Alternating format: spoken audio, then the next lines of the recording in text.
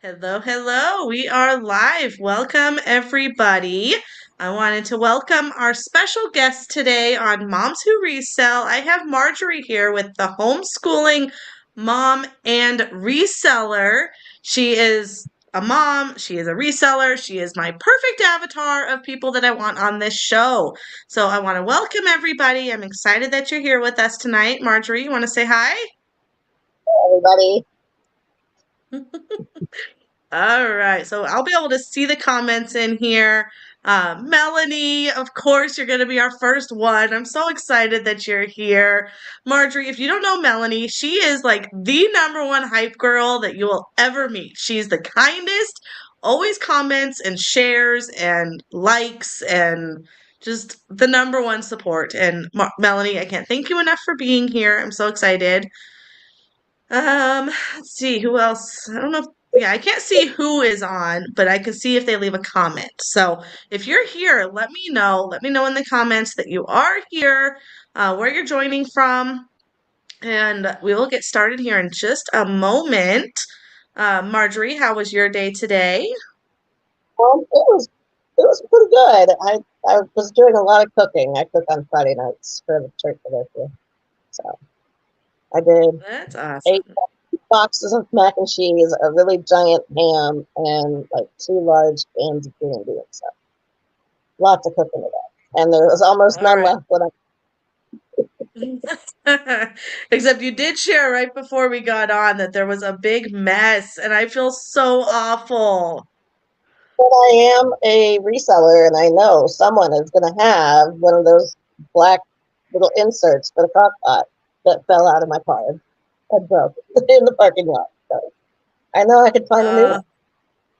Yes, yes. That's the perk of being a reseller is we can find our stuff secondhand for so much cheaper. But what I find is if I'm looking for it, I'll never find it. But the minute I end up buying it retail or buying it full price, I'll find five of them the next week. Right, right, exactly. All right, my sister Jerry is here. Welcome. We're excited to have you on. All right, so let's go ahead and get started. I wanted to basically just start out with Marjorie. If you want to introduce yourself, tell us how long you've been reselling, and just kind of a very basic introduction. Oh, okay. Well, my name is Marjorie. I am a mom. I actually have two. My daughter just turned 21, and my son turned 4, both in February.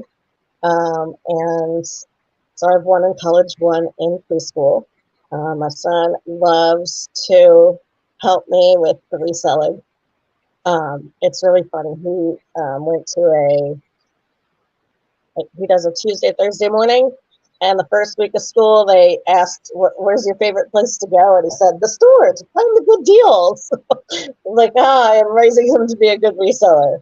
I just started my second year in February reselling, so just over a year. So, yeah, that's about it. I am in the Charlotte, North Carolina area. I grew up in Ohio, was born in Illinois, but yep, I've been here since I graduated college. Great, that's awesome. It's funny, my daughter says she wants to be a teacher and a reseller. So, yeah, they see it all the time around us, and that's what they want to do. It looks fun. We just go shopping all day, right? So, that's what she wants to do. Yeah, and he's excited because we're going estate sale shopping tomorrow, so he's already excited. We didn't get to last Saturday because of his birthday party, but he's all ready to go tomorrow morning. That's awesome. Welcome, Jessica. All right. So, my first question was, how did you get started in reselling and why? Well, before COVID hit, I was in home health, and I love doing home health. But his teacher got COVID, and North Carolina, we had to quarantine for 14 days, and my work penalized me for missing half of May. And I said, you know what, that's not my fault. Like, legally, I couldn't have come in. So I was trying to find something else to do, and then I thought I had a new job, so I took him out of the daycare he was, and then when I tried to put him in the new one, they're just not staffed, and they're still not staffed now. So I tried a few different, like I tried making some crafts and selling those. That didn't work. Um, just the amount of time you have to buy stuff, make stuff, and then post it. And yeah, so reselling, I can just find stuff and list it and sell it. So, and he's able to do that with me. So that's kind of how I started. Yeah. That's what I absolutely, that's what I love about it is just the simplicity. Like there's so many side hustles out there, but a lot of them are your MLM style, and there's a lot more cost that goes into that. You've got to just the startup of business. And with reselling, the only cost is your inventory, just what you buy and what you keep on hand. So you can start with such a bare minimum, like a 50-cent coffee mug as your start. So that's what I love about reselling is how simple it can be to start for anybody.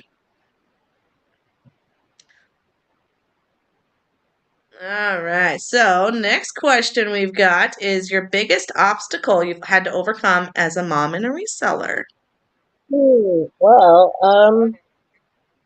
I am on a second floor in an apartment. So one of the bigger issues is when I bring home big hauls or like big pieces of furniture, it is hard to get it all the way up here and then get it back to it's a workout. So I'm getting some I can steps and support. imagine. And then just for me, I deal a lot with some depression. So sometimes it is just like I know I need to do this today, but it's hard to get up and go. So just trying to like today I'm gonna list, today I'm gonna photograph, today I'm gonna clean the shoes and the hats and the toys or whatever it is, and I'm gonna focus on that today. Um, and so I've been really trying to make myself have daily, weekly, monthly goals um, to help me be accountable to myself. So and Yep. he does not nap. So if he napped, I would have like a good chunk of time to be like, all right, I can get stuff done. Yeah, no, he doesn't nap. If only So they that's would do what we want them to do, right? exactly. Yep. I like time blocking. That's something that has helped me as well is when you know you need to list, you need to take pictures, you need to clean, it's carving out that time. Like I know I need to spend 30 minutes doing this task. That way my ADHD brain doesn't go off and start cleaning the desk and then go over and start cleaning the bathroom that I put my lotion in. And it's just a spiral effect. And I think mom brain mixed with ADHD brain I do a lot in a day, but it doesn't show.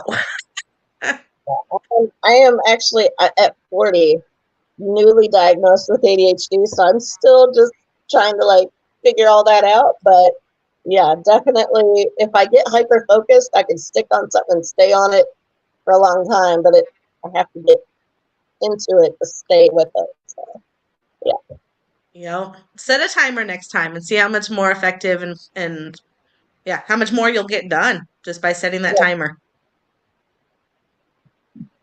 All right, Melanie. Yeah, selling stuff around your house. That is the best, most advised way to start because you're going to get all of your experience from that. You're going to get your listing experience, you're looking up comps experience, your pictures, your shipping. Shipping is a big one because that's one that a lot of people stumble with. So, selling stuff around your house when you have technically zero cost of good, there's no risk. So, if you end up losing a couple bucks, which you will, starting out, you're going to lose a little bit on a loss at the beginning. It's just part of it. I don't remember with which exactly it was. I think it was shoes.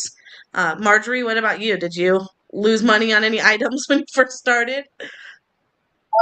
I got into buying like glasses and stuff at the thrift store because they were only 49 cents. So it wasn't like big losses, but Mhm. mm, yeah, I yeah, mean, live still and have learn. some. You'll make money on some and you'll lose money on some. And even now, 3+ years into this, I have two somewhat big items I'm about to take to donate. And I kick myself. I should not have bought them in the first place. One is a bike. And I thought, surely I can flip that bike. We're in Arizona. People ride bikes year round. So I bought this bike, but then after further review, the back tire is completely shot. So they need a tire and an inner tube. And no one wants to buy a bike that needs work. So I think I paid $40 for it. I paid up. So about $40. I'm about to take it to donate. So it's part of business, and you'll make good choices, you'll make bad choices, but in the end, they're all learning, and I don't think there's a bad choice because I learned from it. Sure, sure. Right. Yep. Melanie, working in batches for sure. 100%. And I think that just, yeah, like batches and those certain time chunks, you're a lot more efficient when you hyper focus. Let's take another question here. Linda, welcome. When to keep listing and when to purge? Do you set a time limit? Thanks for asking. Or, yeah, thanks for sharing. Thanks for asking. When to purge? So, I actually started doing a way of putting a sale on items that are super old. So, I just did this yesterday. So, you can go in and set up a promotion on your eBay where you put I'm messing up my math here, but I think it was 700 days, so 2 years and older, I put 50% off. If I've had this stuff for 2 years, it needs to get the heck out of my inventory. And then I said from 365 to 699 days, I think I did 25 or 30% off. So if I've had it for more than a year, I want it out. And then for a year and newer, I did 15% because I have over 1,000 items in my store right now. I don't want 1,000 items in my store. Why is it sitting there? It needs to get out. So I'm going to do a crazy good sale, and that's going to hopefully purge a lot of it. And then when you go in and select that time frame, you can see those items. So probably in the next month, if the items that were more than 700 days, I'm going to redonate. And that's how I'm going to clean out the inventory. It's 2+ years ago. With the amount of experience that I've had in the last 2 years, I know not to buy those items again. So that's the best way to purge items. And what about you? Do you have a system for that, Marjorie? Also, on eBay, you can go in and you can see, like how many people have looked at your item in the last 30 days. So, I mean, I obviously have only been selling for just over a year. I live in an apartment. I can't have 1,000 items. I wish I could. But if no one has looked at it in the last 30 days, I decide, should I adjust it or should I just remove it and put it in my antique booth or take it to the flea market. And that's kind of my system because I have a smaller space. I can't hold on to stuff for years and years. So I just decide, okay, at what point am I going to move it to the next place? Yeah, that's exactly it. I'm running out of storage. I've got big shelving units, and then I use banker boxes to put them all in. One, two, three, four. I've got 6 of those big shelves, and then shoes. I need a better shoe system. We were trying to calculate this with my husband if we should get another shelf and then either more banker boxes. I need a better shoe organization. So if anyone watching right now knows a better way to organize shoes, I could use your help because banker boxes are not efficient because that's only going to hold like 3 or 4 pairs. And right now I've got a shoe rack, but it's so full when you pull one shoe, everything's going. It's not efficient. So I need better shoe storage. But yeah, I don't want to have 1,000 items. I need to get rid of stuff so I can make room for new stuff. Great question, Linda. Thank you. And we've got Mary on. Looks like a friend of yours, Marjorie. Welcome. We're excited to have you. Let's see. All right. So another question that I wanted to ask you, Marjorie, is your favorite reseller tip that you wish everyone knew? I mean, I am just amazed that, you would think in the reselling community, no, okay, there is an exception to this, but for the most part, resellers are super helpful to each other. And you can ask any question. Somebody might be like, oh, that's a stupid question, but we all ask a stupid question at some point in our reselling line. Now, if you're outsourcing, their elbows are going to go and they're going to be grabbing for whatever. Like, that's not the place to ask. But the online reseller community is just amazing at being helpful, answering questions, encouraging each other. And I know, when you start, especially, you want to look up items as you're shopping. Like, if you don't know what you're looking at, look it up. You don't want to spend money on stuff, like you said, that's sitting in your inventory for 3 years because it was a bad buy. Like, if you don't know what it is, look it up. Um, so yeah. Yep. That's absolutely great advice. Absolutely, because there's more times than not that I've grabbed something just on a whim, like, oh, surely that's worth money, and you look it up and it wasn't. So, yeah, until you get certain, and even when you're certain, you can't be certain enough because inventory changes all the time.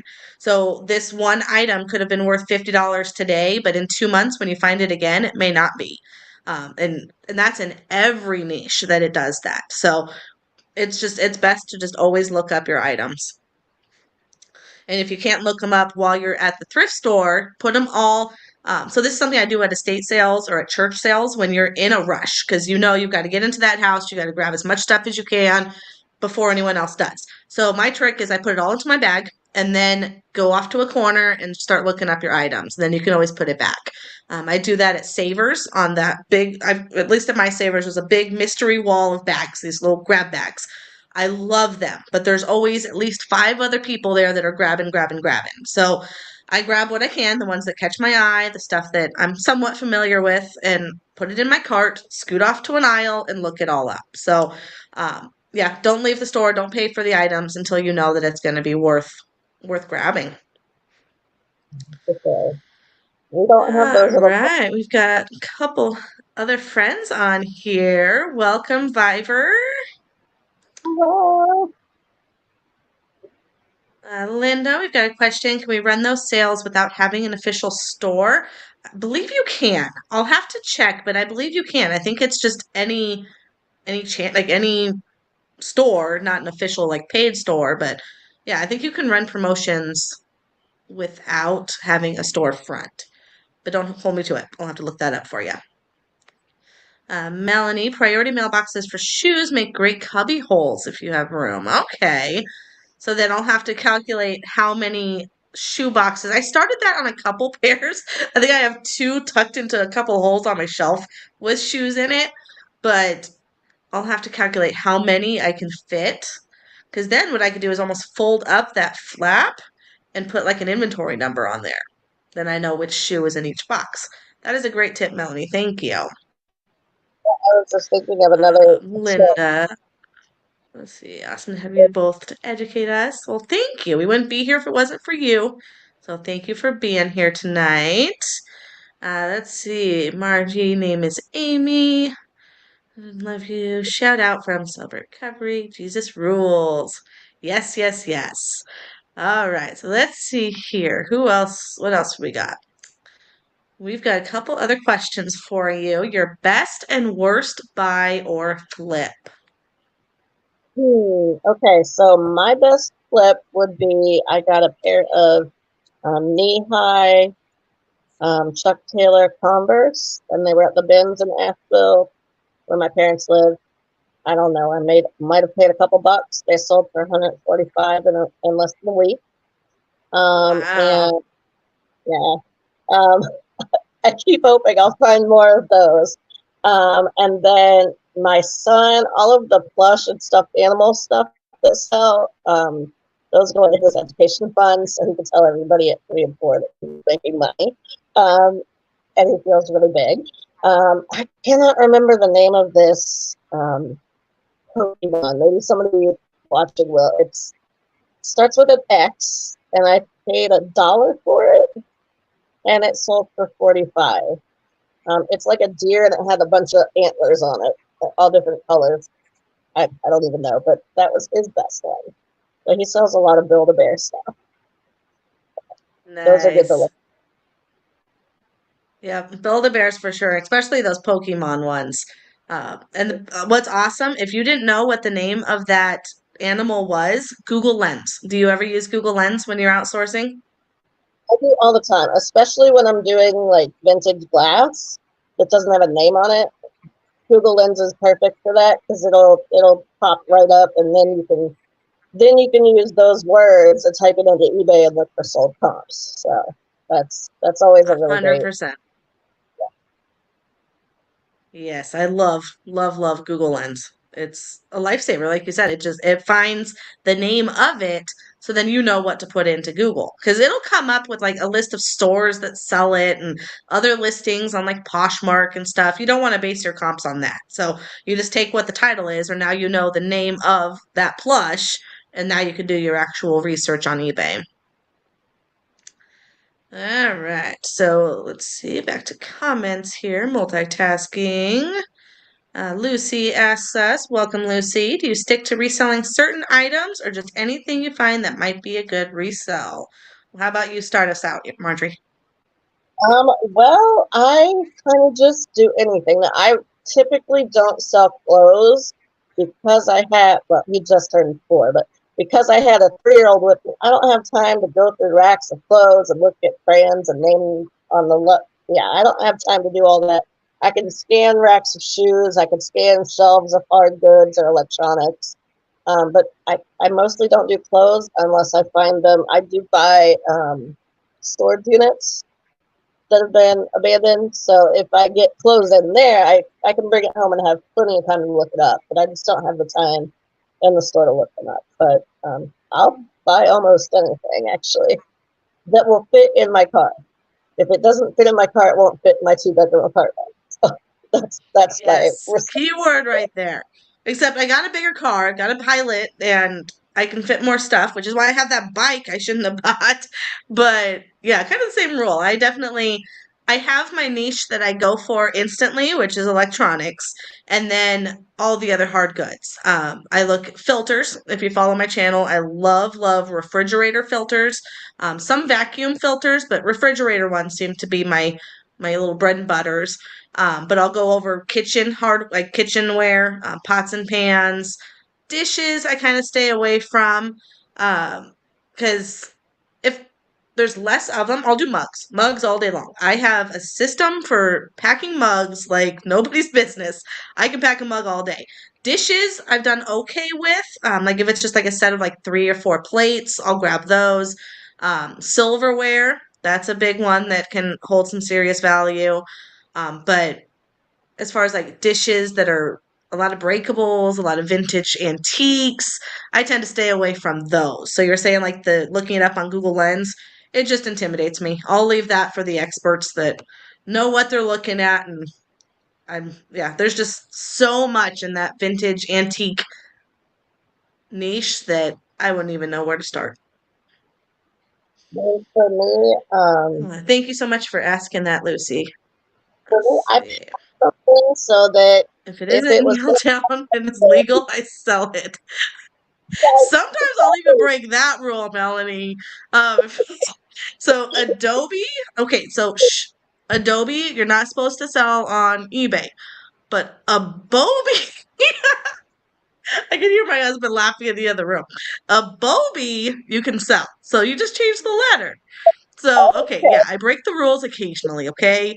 So, yeah, if it's legal to sell, that's hilarious.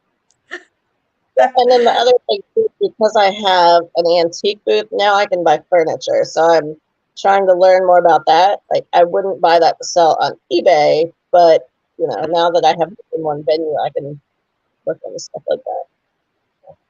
Yeah. If I had the space or a booth or something, I'd probably get into more furniture because I see a lot of that rattan, okay, I'm gonna say it wrong, but that like wicker look that's super in. I see that all the time and I have to leave it behind.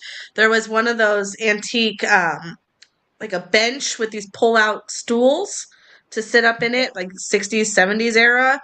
I had to leave it behind because I don't have the space, and we want to keep cars in the garage. So my husband thanks me for that I don't fill up the garage with all my inventory. So yeah, if it doesn't fit in my storage room inside the house, climate controlled, I don't get it.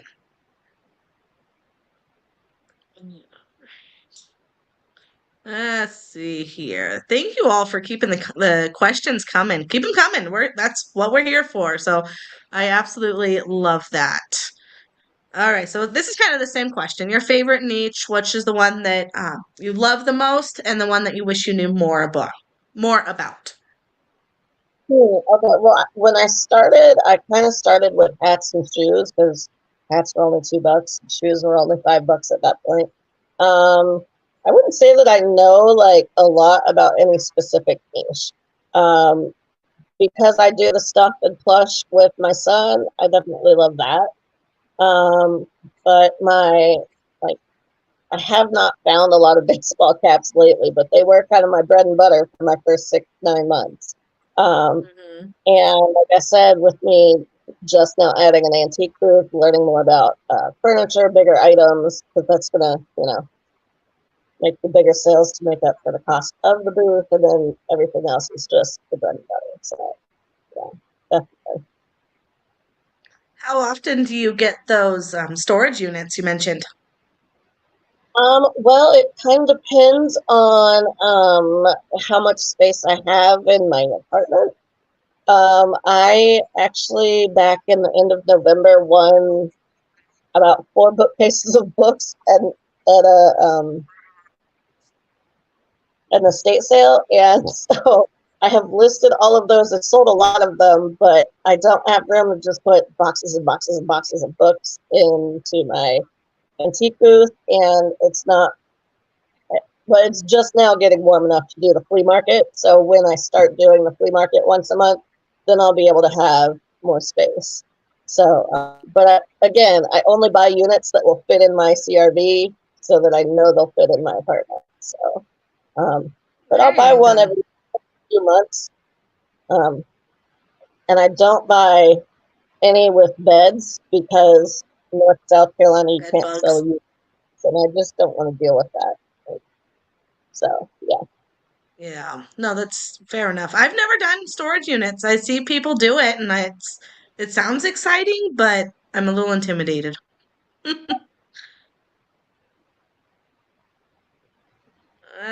Okay, let's see here. Lucy got. Oh, I sorry. Go used to ahead. I used to work at a storage facility years back, so I had a little bit of inside knowledge on how the listing and the selling of it went. So not a lot, but enough to All right, kind of you'll know have to what it. help me with some of those tips. Yeah. Okay, we've got another question here. Do you have multiple pictures to show details or detailed description? Best way to post an item to get it to sell. So you always want to have pictures as if you have zero description and a description as if you have zero pictures. So you want to make sure that they both describe the item. The description always I focus personally on its flaws. People don't need the description of like what color it is and like if it's clothing you want to put measurements, but if it's something like a DVD player, in the description, I want to be very specific on any flaws. I want to include anything that's going to be bundled with it. I put that in the description. And then in the pictures, I do all angles. I think they've upped the limit of how many pictures you could put in there now. I think it's like 20 pictures you could put into eBay now. It used to be 12. Yeah. 24. Okay. Yeah, they've upped the amount of pictures. So, as many pictures as you can. I've never had anyone complain that there's too many pictures. So, as many pictures as you can. If you want to get fancy, you can do pictures with measurements. If it's a clothing item, I have one of those soft tape measures. So, I'll put that across the chest and down the front so they can see the size. But yeah, as many pictures as you can. Lighting, make sure that there's enough lighting on your item so that you can actually see the details.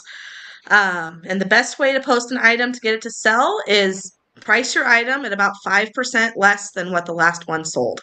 That's something that I need to get better at. I usually price right at the recent comps. But if you want it to sell fast, go about 5% less than what the recent comps are, or you can do promoted listings. That's a fun one. You can promote it at between like 2 and 5% is kind of a safe number. And that way your listings will show up more often as people are searching them. Anything to add? Well, there will be people that will try to do a return and say that they didn't see the size or the color, or whatever. But as long as you do have, like you said, as many pictures as possible, especially to show defects. Like when I was selling books, if there's writing in pages or like it used to be a library and it has a little thing in the back to put the card in, you want to show as many pictures as possible and put it in your description. So if there was a return, it's going to end in your favor because it was obviously in the description or in the pictures, even if they didn't read it or look for it. So, Absolutely. Absolutely. Thank you for the question. Mary, we love electronics. I'll have to try fridge filters. Yes, those are probably in the last 6 months my serious bread and butter. They're not big ticket. They're about 18 to $22 range. I've seen some for 40. I think I've sold one for 40. Like there's this Whirlpool one that has like these little two knobbies on top. Ever see that? That's the higher ticket one. That one's like 30 to 40 bucks. But even these $20 ones, when you're finding them for $1 at these sales, I'll take $1 to 20 all day. And they are super easy to ship. They're not breakable, so you can put them into, I guess they could be breakable if you drop it high enough, but you can put them into a poly mailer. And I love them. They're so easy to take pictures. They're so easy to ship. They're small enough to store, and they're super cheap. So until the word gets out, those are my favorite item. Goodwill kind of floats on the overpriced. I picked one up yesterday, one of those good two knobby ones, for $4. So they've had some filters for like 6 or 7. Like, all right, Goodwill, you're crazy. So, but when they're $1 to $3, that's kind of my happy number. Let's see. Storage sheds scare me too. I've done a few. It drove it straight to a flea market. Did well. All right, then I call that a win. There's people in my neighborhood, or in my community that do storage units, but they take it next level. They have a 3-car garage and it's full. All 3-car garages full of their inventory. And they do a yard sale about every 2 weeks trying to get rid of it. But where they make the mistake is they overprice it. They're pricing everything at like eBay prices. So there's zero room for me to come in there and probably 50% of their clientele that are going to take it to flea markets and because we live super close to the border. I'm like 60 kilometers from the border. Once you reach a certain part of Arizona, they put mile markers in kilometers. Little fact for you. So we're about 60 kilometers from the border, and a lot of people bring it to flea markets and bring it over the border to their families and for resell over there. So there's a huge market for resell, whether they're staying in the States or they're not, and this family is just pricing themselves out of the market. So they still have all their inventory week after week, and I don't want to do that. That scares me. Okay, let's see what else we got here. All right, I've got one other question. If you still got time here, we're just over 30 minutes. Your favorite sourcing style? would have to be estate sales because uh, they show pictures of what they're going to have, so you kind of know what you're going Do your into. research. And then you kind of get to know the companies that are doing it. So you know the ones that are going to price them listed on eBay at 500. If it's listed on eBay at 500, it doesn't mean it's sold at 500, but you're definitely not going to sell it to me at that price. So, but I definitely love doing that. We usually almost every Saturday we'll plan our you know majority of our morning into the early afternoon. We drive all around here and pick up there. Yard sales are hit and miss. If it's a like a community or like a big neighborhood sale, I'd say they're good. But again, I'm in Charlotte, so if I'm driving from one end of Charlotte to the next, and there's nothing at one and there's nothing at the next, I've wasted a lot of gas, I lost a lot of time and a lot of energy to get nothing.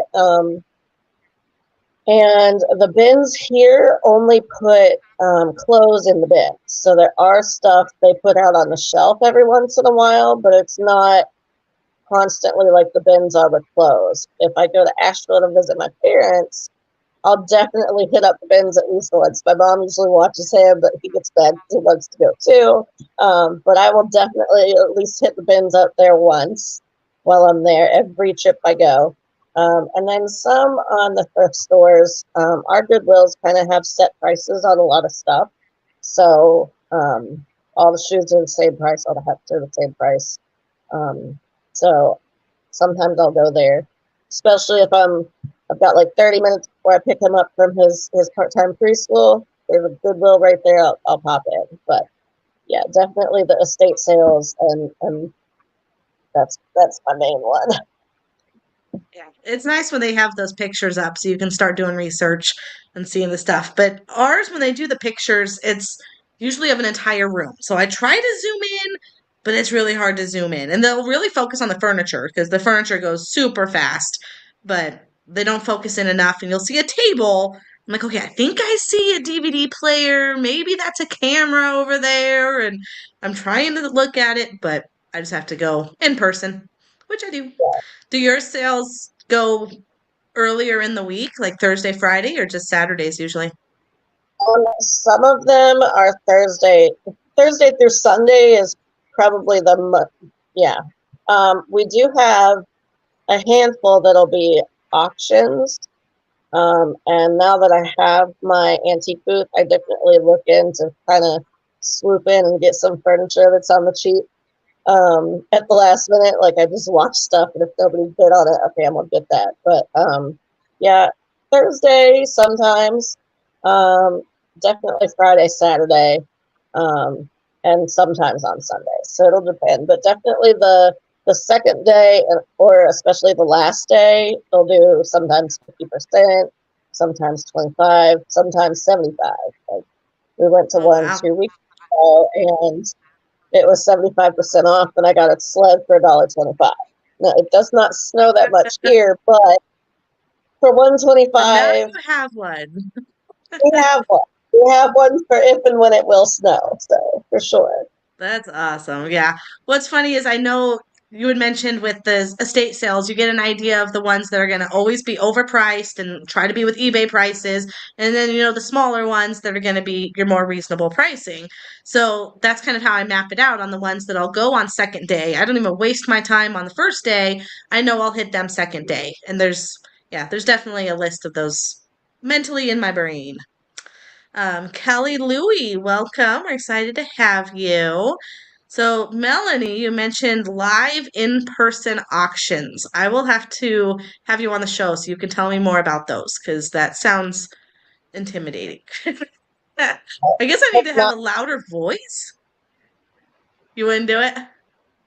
I don't, well, I mean, also with the estate sales, I kind of gauge like, would they be okay with a small kid being in there? And I don't think live auctions would want a small child in there. I I'll know start that screaming our, out some numbers. right, right. Like, no, I didn't want to bid on that, son. Okay. It's But $100. our Salvation Army does some kind of an auction. We had some kind of a workshop in the fall, and they had auctions, but they don't allow kids, so I haven't been able to make it over there. But maybe I'll check it out sometime if I can find a sitter. Yeah, it'd be fun if I know now that Mary and Melanie can teach us how to do those properly. I may not be so scared now that we got people.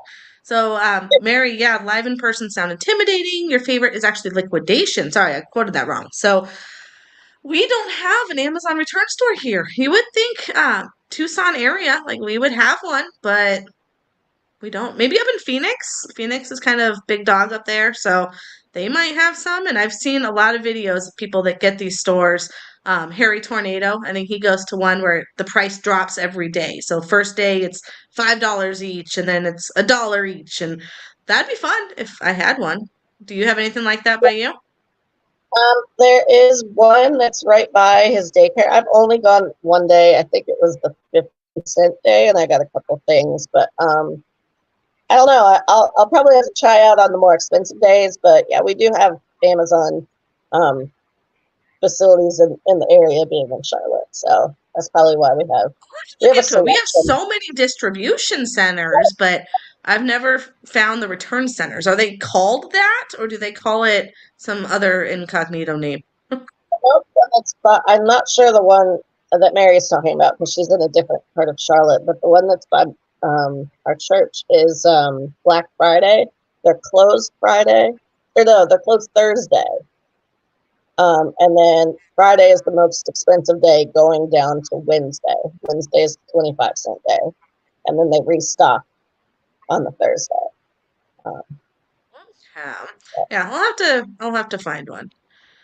All right, not bad. You have to be sneaky. All right, Melanie, we're gonna have to talk because I can be speaking sneaky.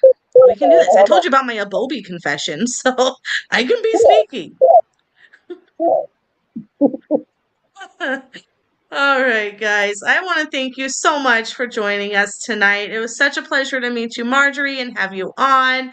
I'm so excited. This was a lot of fun. it was. So thank you Thank so you, much for thank you. And we'll be back.